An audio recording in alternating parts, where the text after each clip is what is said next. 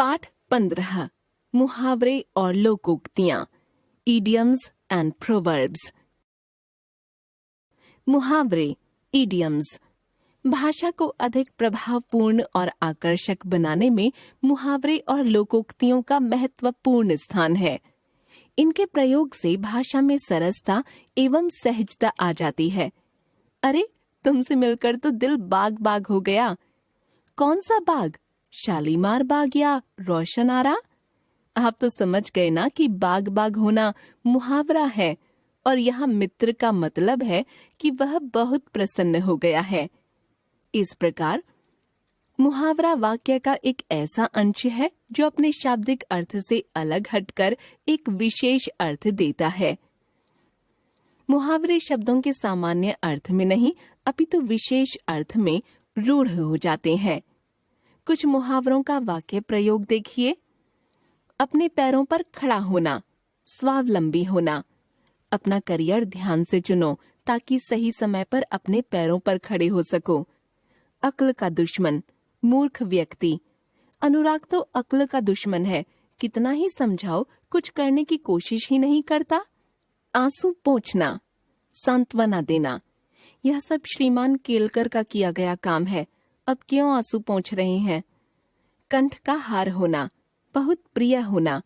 अपने कार्यों के कारण सोनम कक्षा में सबके कंठ का हार हो गई है। कठपुतली होना, पूर्णतः किसी के वश में होना। किसी की कठपुतली होकर काम करने से बेहतर है अपनी अक्ल का प्रयोग करके देखना। कलेजा ठंडा होना, शांति मिलना। तुमने सेजल का बहुत नुकसान कर दिया है, अब तो कलेजा ठंडा हो गया। घी के दिए जलाना, बहुत खुशियां मनाना। आज हमारे पड़ोसी के बेटे ने ओलंपिक में स्वर्ण पदक जीता है, हम सब तो घी के दिए जलाएंगे। दाल में काला होना, संदेह की बात होना।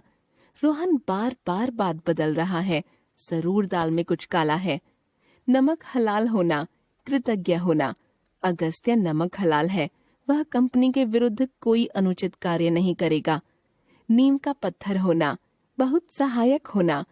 ध्रुव हमारे घर के लिए नीम का पत्थर है, मैं उस पर कदापि अविश्वास नहीं कर सकती। बात उठना, चर्चा चलना। जब बात उठ ही गई है तो सुन लीजिए। कालूमल कोई अच्छा आदमी नहीं है, उससे बचकर रहिएगा। खून पसीना एक करना, बहुत परिश्रम करना। आईआईटी में प्रवेश पाने के लिए संगीता ने खून पसीना एक कर दिया। वेद वाक्य मानना, सत्य मानना। परिश्रम ही सफलता की कुंजी है, आप इसे वेद वाक्य माने। सड़क नापना, व्यर्थ में इधर उधर घूमना। परीक्षा से पहले तो विराग सड़क नापता फिरता था, अब फेल हो गया तो रो रहा है। सोने पे सुहागा होना, अच्छी चीज का और अच्छा हो जाना। हमारा स्कूल क्रिकेट में जिले में प्रथम आता रहा है, अब जब सहवाग जी कोचिंग देंगे तो ये सोने पे सुहागा हो जाएगा। हथियार डालना, पराजय स्वीकार करना। राणा प्रताप की सेना के समक्ष शत्रु ने हथियार डाल दिए। हथेली पर सरसों जमाना, असंभव काम को संभव बनाना। परियोजना में सबसे अव्वल रहकर सुभाष ने तो हथेली पर सरसों ही जमा ली। होश उड़ जाना, घबरा जाना। घर में घुसते ही सामने चोर को देखकर मेरे तो होश ही उड़ गए। सिर से पानी गुजर जाना, सहनशीलता की सीमा टूटना। मिहिर की हरकतें बहुत हो गईं, अब सिर से पानी गुजर गया है, इस पार या उस पार होना ही होगा। सूरज को दीपक दिखाना, बहुत विद्वान व्यक्ति को कुछ बताना। सचिन तेंदुलकर की क्षमता कौन नहीं जानता, उनके विषय में और कुछ कहना सूरज को दीपक दिखाना है। अगर मगर करना, टाल मटोल करना। रोहित हमेशा मेरी कॉपी मांगता रहता है, मैं कब तक अगर मगर करूं। आकाश पाताल एक करना, बहुत परिश्रम करना। सेठ दीनानाथ ने अपने व्यापार को जमाने के लिए आकाश पाताल एक कर दिया।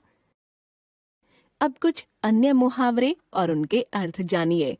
मुहावरे, अर्थ। आंखें बिछाना, स्नेह या आदर पूर्वक किसी का स्वागत करना। कलेजे का टुकड़ा होना, बहुत प्रिय होना। ख्याली पुलाव पकाना, कल्पना के महल बनाना, असंभव बातें सोचना। गांठ बांधना, हमेशा के लिए याद रखना। छठी का दूध याद आना, भारी संकट में पड़ना। टर टर करना, अनावश्यक बातें बोलना। तलवे चाटना, खुशामद करना। तारे गिनना, नींद न आना। दांत काटी रोटी होना, अत्यधिक मित्रता होना। एक बार फिर से, मुहावरे ऐसे वाक्यांश हैं जिनका सामान्य से हटकर विशेष अर्थ होता है। मुहावरों का प्रयोग भाषा को आकर्षक एवं प्रभावशाली बनाता है। लोकोक्तियां, प्रोवर्ब्स। लोकोक्तियां लोक में प्रचलित वे उक्तियां होती हैं जो लोगों के अनुभव पर आधारित होती हैं। लोकोक्ति लोक और उक्ति से मिलकर बना है, अतः इसका अर्थ है लोक में प्रचलित उक्ति या कहावत। भाषा में लोकोक्तियों का प्रयोग भी विशेष प्रभावकारी होता है। अभी दिल्ली दूर है, हम दिल्ली में बैठकर कह रहे हैं, तो इसका मतलब है अभी बहुत कार्य शेष है, मंजिल दूर है। कुछ प्रचलित लोकोक्तियों का वाक्य प्रयोग देखिए। अंधों में काना राजा, मूर्खों में थोड़ा समझदार। रोहन अपनी कक्षा में अंधों में काना राजा है, हमारी कक्षा में तो वह किसी के भी बराबर नहीं है। आ बैल मुझे मार, मुसीबत को स्वयं बुलाना। तुम्हें उस शैतान को छेड़ने की क्या जरूरत थी, अब तुमने तो वही कर दिया कि आ बैल मुझे मार। अक्ल बड़ी या भैंस, शरीर की अपेक्षा अक्ल बड़ी होती है। तुम उसके आकार को देखकर डर रहे हो, अरे ऐसा कुछ नहीं, वो मूर्ख तुमसे तो हार ही जाएगा। तुम ही बताओ, अक्ल बड़ी या भैंस। ऊंट के मुंह में जीरा, अधिक खाने वाले को कम देना। मौसी जी ने पतली पतली 2 रोटियां रखकर मेरा खाना पैक कर दिया, ये तो वही बात हो गई, ऊंट के मुंह में जीरा। एक पंथ दो काज, एक काम से दोहरा लाभ। अवकाश प्राप्ति के बाद दादाजी समाज सेवा करते हैं। वे लोगों में चर्चा का विषय बने हुए हैं, उन्हें यश भी मिल रहा है और व्यस्त भी रहते हैं। इसे कहते हैं एक पंथ दो काज। घर का भेदी लंका ढाए, आपस की फूट से हानि होना। तुम पड़ोसियों को घर की बात बताकर अपना ही नुकसान कर रही हो, बाद में पता चलेगा घर का भेदी लंका ढाए। थोथा चना बाजे घना, निकम्मे व्यक्ति का बढ़ चढ़कर बातें करना। वह अपना गुणगान तो बहुत करता है, लेकिन मैंने काम देखा तो कुछ भी नहीं किया हुआ था। इसे ही कहते हैं थोथा चना बाजे घना। सिर मुड़ाते ही ओले पड़ना, कार्य शुरू होते ही विघ्न पड़ना। अभी पिछले महीने लाला जी ने दुकान शुरू की थी और कल रात उसमें चोरी हो गई।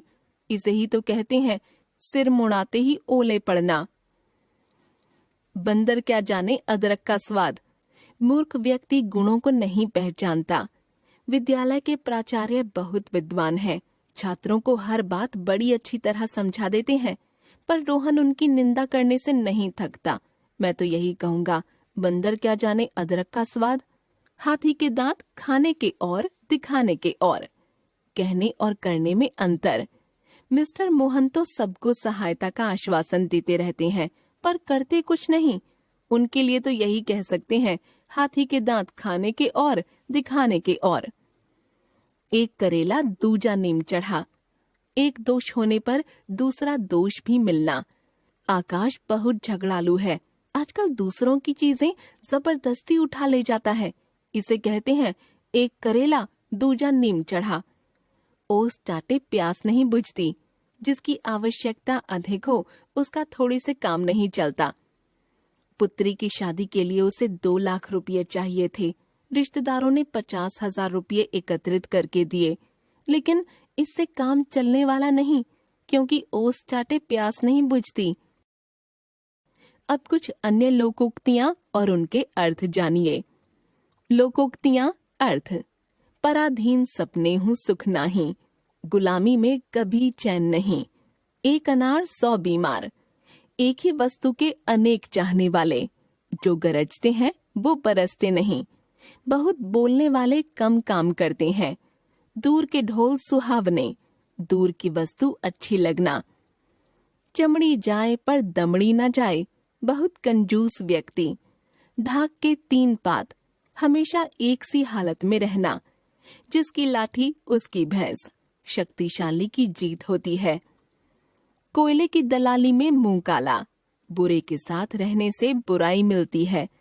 हीरे की कदर जौहरी जाने, गुणी ही गुणी को पहचान सकता है। एक बार फिर से, लोकोक्तियां लोगों के अनुभव पर आधारित लोक में प्रचलित उक्तियां होती हैं। भाषा में लोकोक्तियां प्रभावकारी होती हैं।